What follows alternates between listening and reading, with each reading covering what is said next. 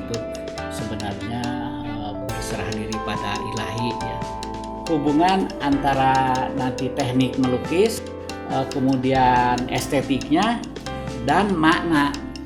Bagaimanapun juga kan lukisan saya itu punya simbol-simbol tertentu.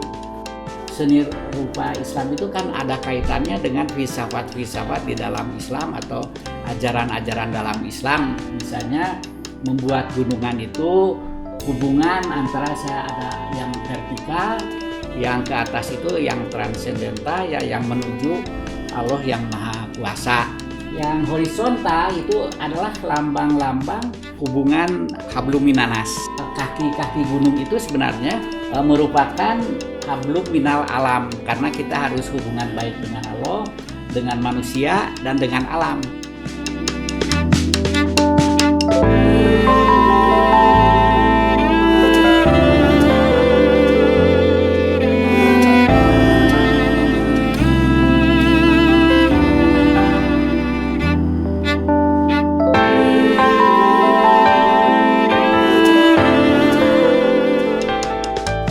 Saya sudah kenal lama dengan Pak Abay, dan saya juga punya banyak lukisan-lukisan Pak Abay yang mulai dari sebelum bikin kaligrafi seperti sekarang. Dulu penekanannya itu pada lukisan yang biasa, jadi saya punya koleksi yang bunga, terus orang, terus ada orang gadis dengan merpati dan sebagainya. Dan tapi belakangan saya memang punya lukisan-lukisan Pak Abay yang kaligrafi. Nah, sebetulnya Pak Abay sudah lama ingin saya membuat pameran buat Pak Abay, tapi ternyata ya sampai sekarang belum berhasil gitu ya. Nah, kemudian belakangan saya perkenalkan Pak Abay dengan Bu Ine yang punya Elvina Art Promo. Kita punya gagasan bersama-sama, bagaimana kalau kita bikin pameran. Pertama saya mengenal sosok seorang Abay Subarna adalah sekitar 4 bulan yang lalu, di mana saya diperkenalkan oleh teman sekaligus senior saya yang adalah temannya Kang Abay. Saat itu saya belum terlalu mengenal lukisan ya, terutama kaligrafi. Dan ternyata begitu saya melihat lukisan-lukisan Kang Abay, saya sangat kagum, amazed. Karena lukisan Kang Abay itu terlihat begitu berbeda. Dia punya ciri khas yang sangat menonjol, yaitu yang disebut pecah seribu. Warna-warnanya begitu menarik. Buat saya yang dapat dikatakan seorang awam ini, lukisannya begitu catchy, sehingga saya sangat tertarik dan saya ingin mengajak kawan-kawan saya untuk ikut menikmati lukisan Kang Abay. Pertama saya ajak seorang teman, dia tertarik membeli lukisan dan dia mengatakan, oke, saya ingin beli lukisan. Dia berencana membeli 1 lukisan, yang akhirnya dia membeli 4 lukisan saat itu. Lalu saya ajak lagi beberapa teman yang alhamdulillah mereka begitu tertarik dan sangat senang dapat mengoleksi lukisan Kang Abay. Dari situ saya semakin mengenal sosok Kang Abay dan saya berpikir alangkah sayangnya sosok sebesar Kang Abay jika tidak terlalu banyak orang yang mengenalnya. Seperti saya selama ini. Saya selama ini tidak terlalu mengenal Kang Abay. Saya ingin membuat nama Abay Subarna itu dikenal lebih luas lagi. Tidak hanya di kalangan pengamat atau penggemar seni, tapi nama Abay Subarna itu dikenal oleh banyak orang.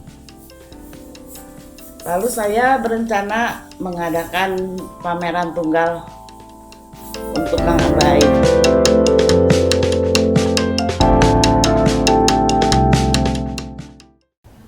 Suatu saat saya menghadiri Pasar Seni ITB, tercengang melihat lukisan-lukisannya yang tadinya lukisan abstrak, kemudian berubah menjadi lukisan kaligrafi. Kemudian saya melihat-lihat, menyimak lukisan beliau ini, banyak sekali hal-hal yang bisa dipelajari.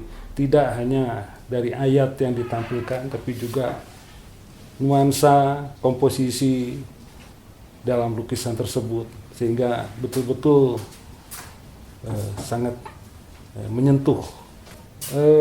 Dalam perjalanan beliau melukis, ada beberapa kali saya hadir dalam pameran dan setiap saat mengalami perubahan, peningkatan, dan juga suasana dari lukisan itu yang berbeda-beda. Kreatif, inovatif, dan selalu menawarkan sesuatu yang baru. Kita berbicara mengenai Pak Abai dengan kaligrafi. Itu adalah dua fenomena yang tidak bisa dipisahkan. Bahkan berbagai fenomena divisualisasikan melalui karya ini, sehingga bobot lukisan ini adalah sangat-sangat diperkaya oleh unsur ayat aksara itu, ya, terdiri dari ayat Al-Quran. Itu. Nah, kemudian berkaitan dengan perjalanan beliau sampai ke sini, itu terlihat dari karyanya. Kalau pertama dulu barangkali berangkat dari karya naturalis, ya seperti itulah.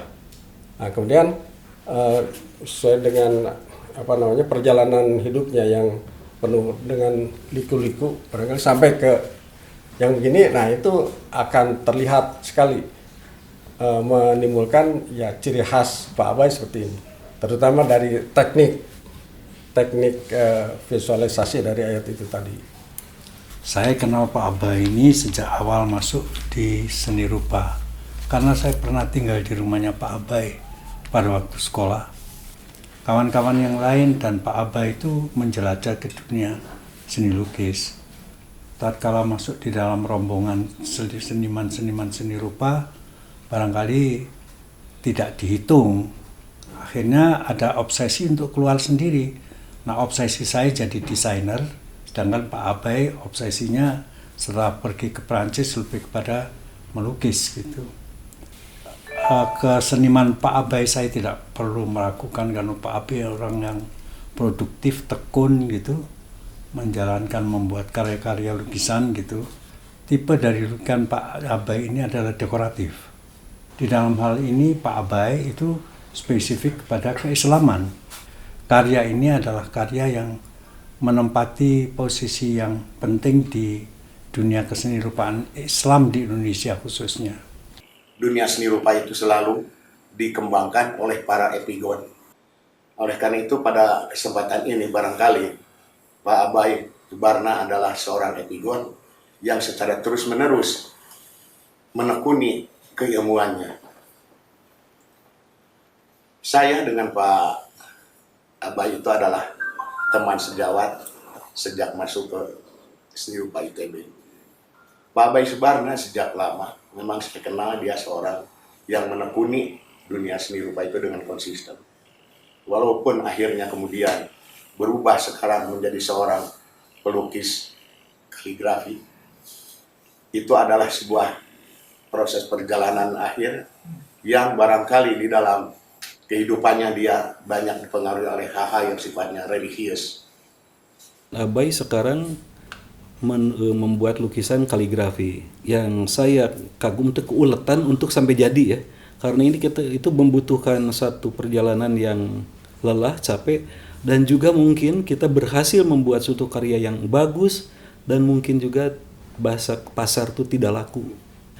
Mendapatkan pendidikan itu masuk ke dalam dirinya, kita bisa berkarya keluar sebagai diri kita sendiri. Jadi kita datang itu tidak sebagai yang sama, meskipun kita dalam dunia seni lukis ada lukisan apa, tapi ini Abai ini spesialisasi yang ruhnya Islam. Semoga berhasil.